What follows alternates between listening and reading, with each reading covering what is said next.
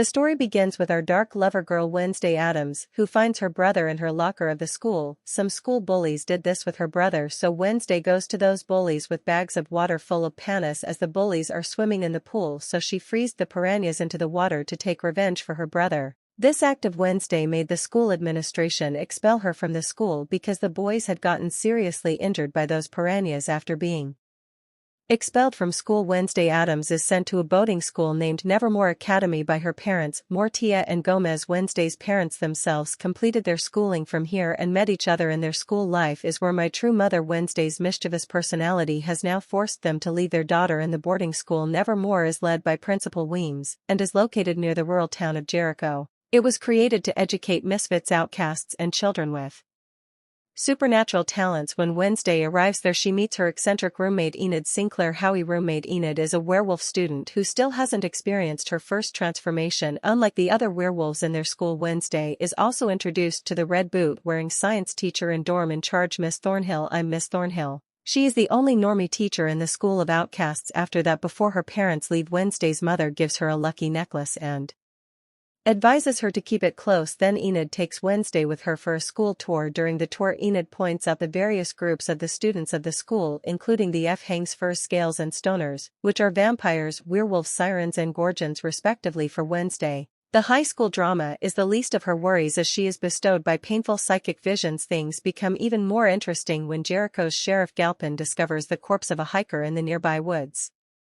It is one more addition to the mysterious deaths of the town about which the sheriff believes that they are linked to the school. I know these murders are connected to Nevermore. Back at Nevermore, Wednesday encounters the popular girl of the school, Bianca Barclay. She is the elite of the school and can't see anyone coming to her competition, but now Wednesday has come there, who loves the challenges. Later, Wednesday is almost killed by a falling statue when her classmate Xavier Thorpe saves her in the nick of time. Here she meets with Xavier for the first time. Welcome back, who is going to be an important character in the story later. While writing her novel in her dorm room, Wednesday discovers Thing, which is a single dismembered hand from one of the secrets of Addams Family. It was left by the parents of Wednesday to secretly supervise her mother and father. Sent you to spy on me, didn't they? But now Wednesday has located it and wants it to work for her instead of her parents after threatening to lock it in a drawer. I lock you in here for the rest of the semester. Wednesday strikes a deal with Thing and gains a loyal follower, which is a literal helping hand. The following day, Wednesday attends her court-mandated therapy sessions with Dr. Kinnett and Jericho.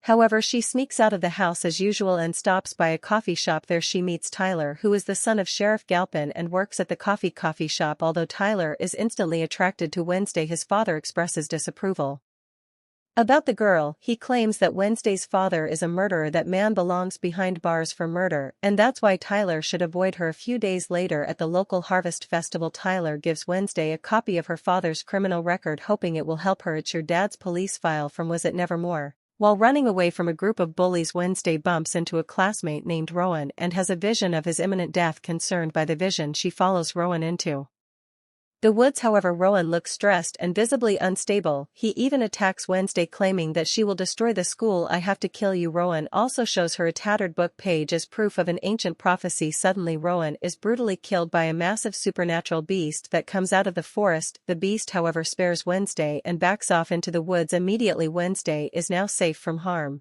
and with the prophecy page in her possession, she reflects on her first week at Nevermore and looks forward to the many mysteries the semester will bring. I think I'm going to love it here. The festivities continue at Nevermore Academy as the students prepare for the PO Cup. Her foot chase, no rules, a no rules canoe and foot race dedicated to the iconic and spooky poet. However, things take an unexpected turn on Wednesday when Rowan suddenly appears at school alive and unharmed. While everyone thinks Wednesday is lying about the monster in the woods, Tyler believes her, offering a bit of comfort for Wednesday. I believe you. Later, Principal Weems confronts Wednesday about her psychic visions and informs her that Rowan has been expelled from the school. It won't be possible. I'm afraid he's been expelled. As Rowan leaves the school, Wednesday asks the Thing to keep an eye on him. Rowan heads to Burlington train station but makes a stop in the bathroom where he changes his appearance, eventually transforming into Principal Weems. Thing is confused where Rowan has just disappeared into nowhere. While exploring the woods for clues, Wednesday and Tyler find Rowan's broken glasses, which trigger a vision of Wednesday in it. Wednesday gets a glimpse of the book Rowan was obsessed with and discovers that it has to a secret student society called the Nightshades.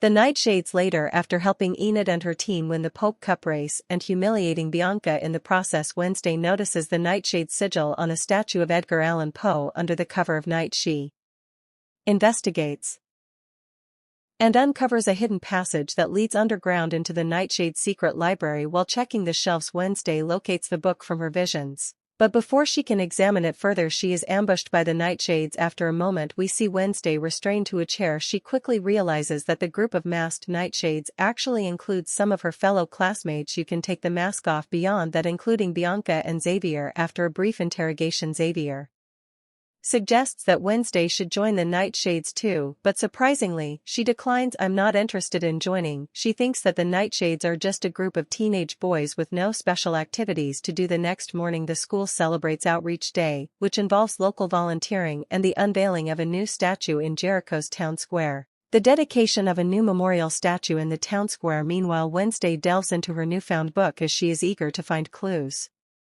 With some helpful information from Xavier, she learns that a man depicted in the book is Joseph Kraft Stone, the founder of Jericho. It's Joseph Stone. The following day, Wednesday volunteers at Pilgrim World, which is a local theme park dedicated to the town's first colonial settlement. There she finds artifacts from Joseph Kraft Stone's family, including a painting of an old pilgrim meeting house depicting a young girl from her visions. This young girl is actually the ancestor of Wednesday, whose story will be revealed in the coming scenes. Wednesday also comes across a mysterious tome called the Book of Shadows, but learns that it's merely a replica, as the real one was stolen a month earlier. The original was stolen last month during the 200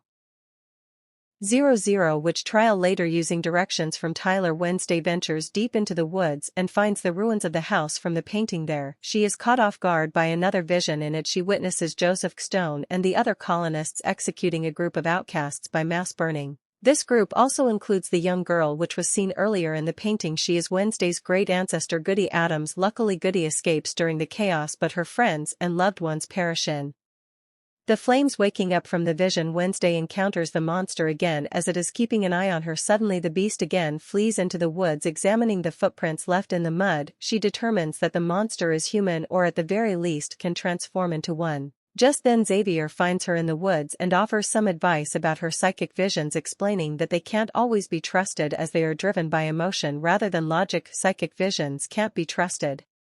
Ending Outreach Day with a vengeful bang, Wednesday and Thing work together to burn the new statue of Joseph Stone, as he was the reason the outcasts were burnt alive, but now the whole city takes Joseph as their hero. Nevertheless, when Thing burns the statue, it angers the suspicious Principal Weems, who knows that Wednesday could be behind this too. Who already on ice. Later at night the monster strikes again, this time killing a squatter at the old pilgrim meeting house. However, in his final moments the victim manages to capture a few photos of the creature, leaving some disturbing evidence for Sheriff Galpin in the following days. As most of Nevermore students get anxiously excited for the upcoming Raven Dance, Wednesday continues her investigation and breaks into the coroner's office to search for some evidence. While reviewing the collected clues with Enid in her dorm, she discovers that all the monster's previous victims had parts of their bodies surgically removed. All of the monster's victims have had body parts surgically removed. Wednesday has doubts about Xavier because he appears every time at the scene when the beast vanishes. That's why Wednesday follows Xavier to a secluded shed in the woods where she finds his private art studio full of drawings depicting the deadly monster. Later, Wednesday recruits her fellow bookkeeping club member Eugene into the investigation. Together the duo discovers the monster's lair in the woods and recovers a broken claw from a cave.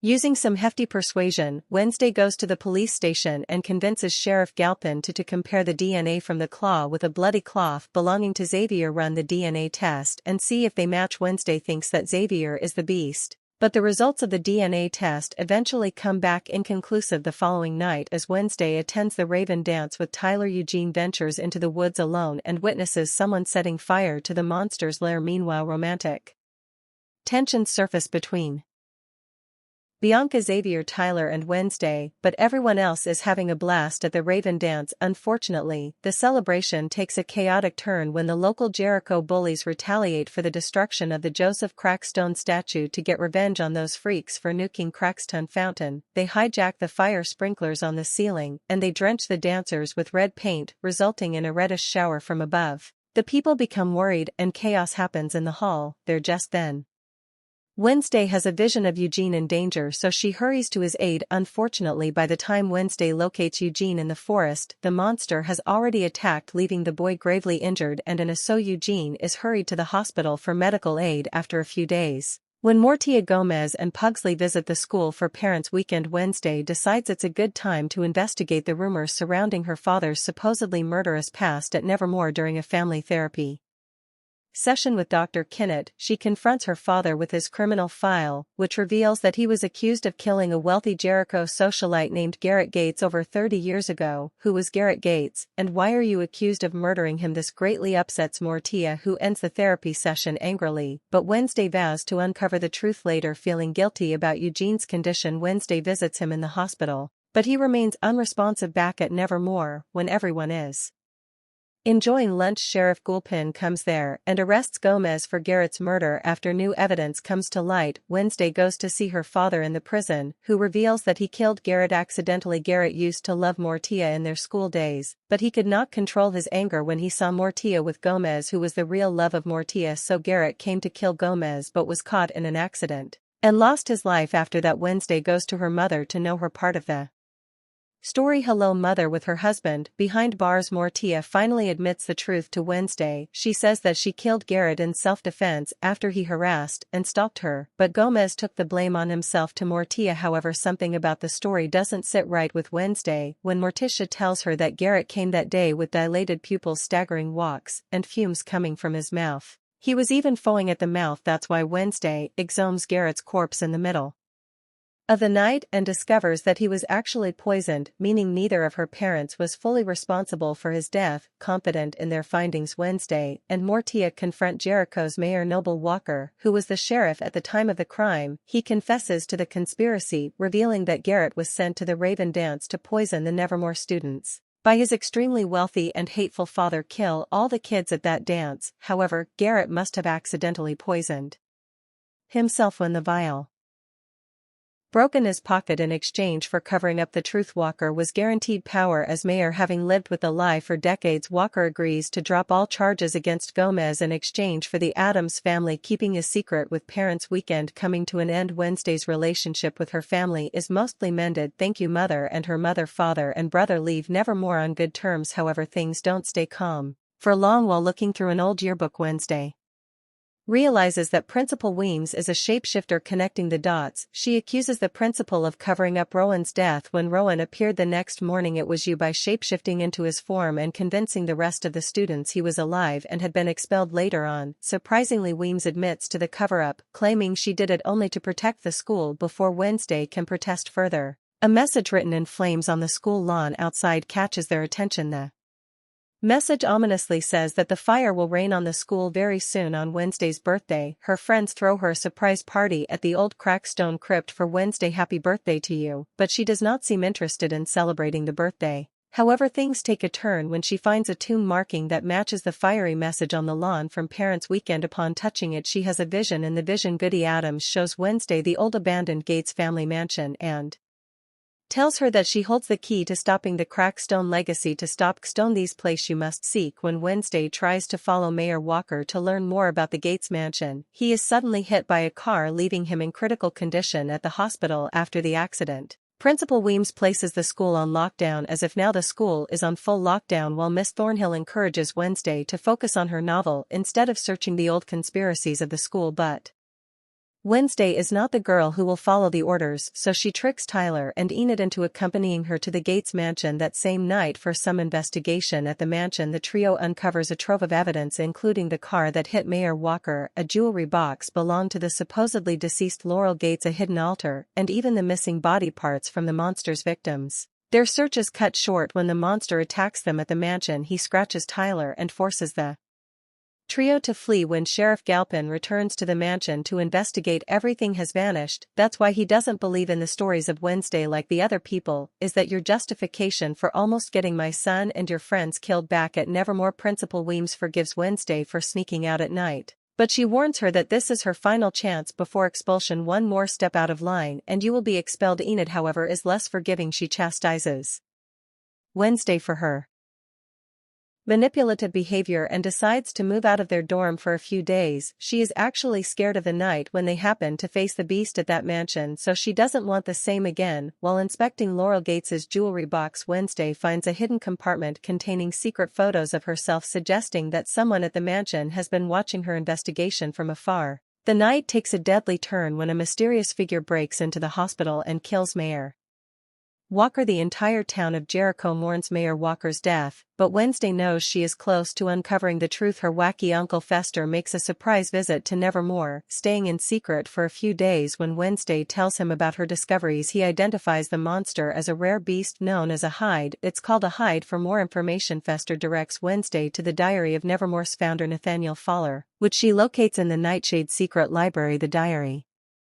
reveals that hides are creatures born of mutation. They are often awakened and controlled by a master to carry out evil deeds. That means I'm not looking for one killer but two. Later, hoping to take Wednesday's mind off her troubles, Tyler invites her on a date. They meet at the Cracked Crypt, where they enjoy a picnic and come close to kissing, only to be interrupted by Sheriff Galpin, who is searching for the beast in the nearby woods at that time. After that, Wednesday returns to her dorm room and she is horrified to find it ransacked. The diary she was using to study the hides is missing and Thing is gravely injured. Wednesday takes Thing quickly to the Uncle Fester for the emergency aid. Thankfully, Uncle Fester manages to revive Thing, but the attack only strengthens Wednesday's resolve to unmask the culprit. Later, Principal Weems admits to Wednesday that she knows about hides in the diary but has kept it a secret to protect the school's reputation. Faulkner spent years studying hides. A breakthrough comes when Wednesday uncovers Mayor Walker's research, which suggests that Laurel Gates faked her death and has returned to Jericho seeking revenge on Nevermore. Laurel was presumed drowned, but no body was ever recovered. Suspecting Dr. Kinnett is Laurel in disguise, Wednesday confronts her at her office. I know you're Laurel Cates.